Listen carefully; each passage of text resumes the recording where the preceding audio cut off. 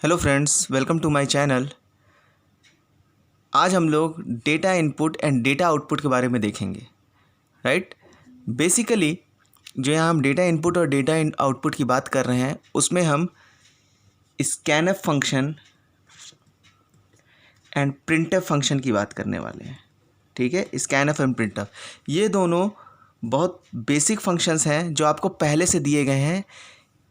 इनके कोडिंग ये दोनों, चूँकि दोनों फंक्शन है, ये पहले से आपको सी प्रोवाइड करता है। आपको इन फंक्शन के बारे में इसकी कोडिंग लिखने की आवश्यकता नहीं, ये पहले से लिखे गए फंक्शन है, ये आपकी हेल्प के लिए हैं। और ये दोनों ही फंक्शन किस में एग्जिस्ट करते हैं? stdio.h,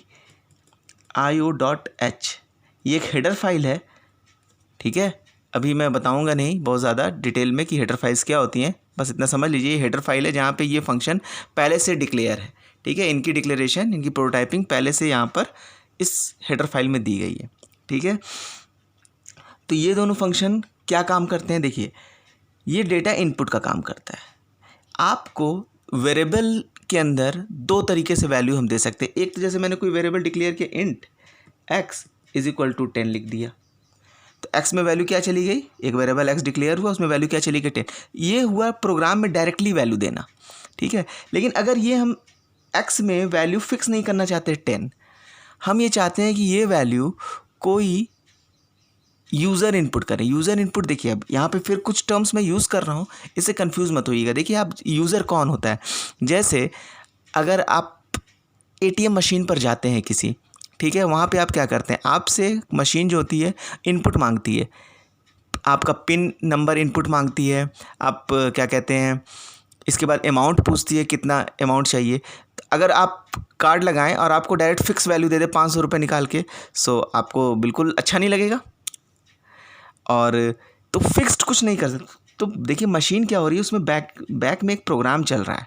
ठीक है, तो वहाँ पे अगर किसी वेरिएबल की मैंने मान लो अमाउंट जो कि आउटपुट में, मतलब अमाउंट जो यूज़र को देना है पैसा, वो अगर मैं फ़िक्स कर दूं 500 रुपये, 1000 रुपये, तो बार बार वही देगा। लेकिन हम ऐसा नहीं करते, हम यूज़र से पूछते हैं कि आपको कितना अमाउंट निकालना है। तो this is called user input. User input अपने हिसाब से, अपनी चॉइस के हिसाब से देता है। तो जैसे मैंने कहा कि एक्स वेरिएबल में यहाँ पे फिक्स वैल्यू ना देकर मैं यूज़र से इनपुट मांगूँ, तो यूज़र क्या करेगा? अपना कीबोर्ड से इनपुट करेगा। जब कीबोर्ड से इनपुट करेगा तो वो क्या करेगा? अपनी इच्छा का कोई भी इनपुट कर सकता है। ठीक है, तो उस चीज़ को हैंडल करने के लिए हम क्या फंक्शन यूज़ करते हैं? Scanf function. तो सबसे पहले मैं सिंटैक्स देखता हूँ स्कैनफ फंक्शन का क्या है। ठीक है, सिंटैक्स है स्कैनफ। ठीक है, यहाँ पे कंट्रोल स्ट्रिंग लिखते हैं। अभी मैं बताता हूँ कंट्रोल स्ट्रिंग क्या होगी। ठीक है, एंड ये वाला साइन, इसको एम्परसेंड बोलते हैं, एम्परसेंड का sign, variable 1 ampersand variable 2 and so on. इसी तरह एम्परसेंड वेरिएबल n, जितने चाहे हम उतने वेरिएबल, एंड सेमी कोलन, जितने चाहे हम उतने वेरिएबल दे सकते हैं, एम्परसेंड। ठीक है, n नंबर ऑफ। अब देखिए, कंट्रोल स्ट्रिंग क्या है? कंट्रोल स्ट्रिंग ये बताती है किस तरीके की वैल्यू हमको इनपुट करानी है। ठीक है, तो मैं शॉर्ट में बता देता हूँ कंट्रोल स्ट्रिंग का फंडा। तो यहाँ पे हमको क्या देना पड़ेगा? %d अगर हमको इंटीजर वैल्यू रीड करनी है, %f अगर हमको फ्लोट वैल्यू रीड करनी है, एंड %c अगर हमको कैरेक्टर वैल्यू रीड करनी है। सो int, फ्लोट एंड कैर। ठीक है, तीन तरीके की वैल्यू है इसके लिए, %d, %f और %c।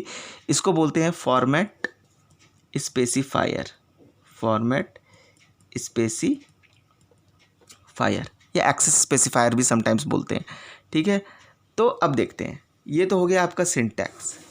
ठीक है, अब इस सिंटैक्स का प्रयोग करके मैं कैसे एग्जाम्पल में देखते हैं कि हम कोई वेरिएबल रीड कर सकते हैं। तो मान के चलिए मैंने दिया इंट x, एक वेरिएबल मैंने डिक्लेयर किया इंट x, एक वेरिएबल मैंने डिक्लेयर किया float y।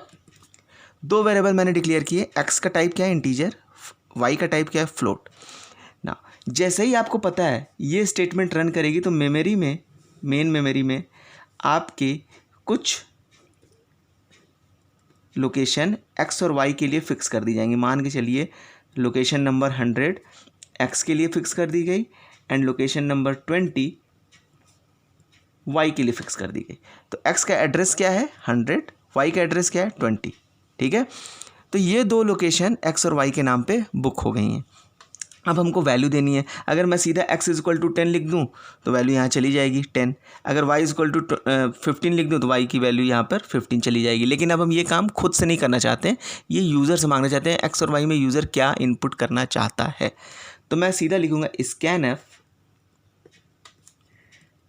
%d and %f, ठीक है, और address of x and address of y।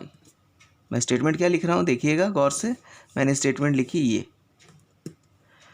Ampersand जो साइन है इसको हम बोलते हैं एड्रेस ऑफ ऑपरेटर, भी बोलते हैं इसको एड्रेस ऑफ ऑपरेटर, ठीक है। इस सिंबल को एम्परसेंट बोलते हैं लेकिन कंप्यूटर प्रोग्रामिंग में इसको एड्रेस ऑफ ऑपरेटर बोलते हैं। तो इसका देखिए पूरी स्टेटमेंट क्या बनी। जैसे ही ये स्टेटमेंट प्रोग्राम में आती है, ठीक है, तो आपका प्रोग्राम रुक जाता है मतलब कुछ देर के लिए होल्ड ले लेता है। तब तक आपका वेट करता है जब तक आपको इनपुट नहीं देता। जैसे आप एटीएम में जाते हैं तो आपसे जब पिन मांगता है तो वहाँ रुक जाता है ना कंप्यूटर के, अपने आप प्रोसेसिंग करता रहता है, आगे नहीं, वहाँ रुक जाता है। जब तक आप पिन डालते नहीं तब तक वो आगे बढ़ता नहीं। सिमिलरली जब अमाउंट आपसे मांगता है, जब तक आप अमाउंट नहीं डालते तब तक वो आगे नहीं बढ़ता। बिल्कुल उसी तरीके से समझ लीजिए, स्कैनफ जब आपने लिखा तो प्रोग्राम रुक गया, यानी अब वो प्रोग्राम इनपुट का वेट कर रहा है। तो जैसे ही यूज़र ने कीबोर्ड से इनपुट दिया, मान लीजिए 10, ठीक है, और दूसरी चूँकि देखिए x की जो वैल्यू है वो क्या होनी चाहिए इंटीजर। तो यहाँ पे हम क्या लिखेंगे, पहली चीज़ कंट्रोल स्ट्रिंग में फॉर्मेट स्पेसिफायर जो हम यूज़ करेंगे वो %d होगा। दूसरी वैल्यू है y की, तो दूसरा वाला जो स्पेसिफायर लेंगे वो फ्लोट के लिए लेंगे। फ्लोट के लिए कौन सा होता है f, इंटीजर के लिए कौन सा होता है d। तो पहली इंटीजर है, दूसरी फ्लोट है, x एंड y। तो मान के चलिए यहाँ पे 10 दिया और इसके बाद 2.3 दिया, ठीक है। तो दो इनपुट यूज़र ने दिए, पहली चूँकि इंटीजर थी तो एक इंटीजर वैल्यू दी, दूसरी फ्लोट थी तो फ्लोट वैल्यू दी 2.3। तो इसका मतलब क्या हुआ, 10 वैल्यू किस में जानी चाहिए, एड्रेस ऑफ x पे जानी चाहिए। Address of x means x का एड्रेस क्या है 100, यानी 100 पे जानी चाहिए 10। सिमिलरली एड्रेस ऑफ y पे क्या है, y का एड्रेस क्या है 20, यानी 20 लोकेशन पे क्या जाना चाहिए 2.3, ठीक है। तो यानी एक तरह से ये स्कैनर फंक्शन क्या कर रहा है, जिस भी वेरिएबल का मैं यहाँ एड्रेस देता हूँ वहाँ पे वैल्यू भेज देता है उस लोकेशन पे, उसके एड्रेस पे, ठीक है। तो बात समझ में आ गई होगी मेरे ख्याल से, इसका मतलब क्या हुआ और उसको पढ़ते कैसे हैं वो भी समझ में आ गया होगा। नाउ एक इसमें और ख़ास बात है, हम इस स्कैनर फंक्शन में जैसे मैंने x और y अलग अलग एक साथ ही ले लिए, आप अलग अलग भी कर सकते हैं। स्कैनफ %d x के लिए, फिर एक और स्कैनफ लगा लिया %df y के लिए, जैसे इस तरीके scanf %d address of x, एक स्टेटमेंट ये लिख लिया और दूसरा scanf %f address of y। बस इस स्पेसिफायर का ध्यान रखिए, जिस तरीके का टाइप होगा इसका उसी तरीके का स्पेसिफायर होगा यहाँ पे। इस तरीके से भी दो अलग अलग स्टेटमेंट में भी हम वैल्यूज़ को रीड कर सकते हो, चाहे तो उसको कंबाइन करके एक ही स्टेटमेंट में लिख सकते हैं, ठीक है। तो ये सब खास बातें हैं, कुछ ध्यान में रखिएगा। ओके, नाउ आउटपुट देखते हैं। ये तो हुआ किसी कीबोर्ड से ये कीबोर्ड इनपुट है, कीबोर्ड से यूज़र इनपुट करेगा, ठीक है। कीबोर्ड से 10 और स्पेस देके 2.3 या एंटर देके 2.3 इनपुट करेगा, तो एक x में चली जाएगी वैल्यू, एक y में चली जाएगी। ओके, ये तो कीबोर्ड से किसी वेरिएबल में कोई वैल्यू रीड करने का तरीका हुआ। नाउ अब हम दूसरी चीज़ देखते हैं, प्रिंटफ फंक्शन। प्रिंटफ फंक्शन क्या करता है, सिंटैक्स है प्रिंटफ और ब्रैकेट में आप कोई भी स्ट्रिंग दे सकते हैं, वो सीधा डिस्प्ले कर देगा। जैसे मान लो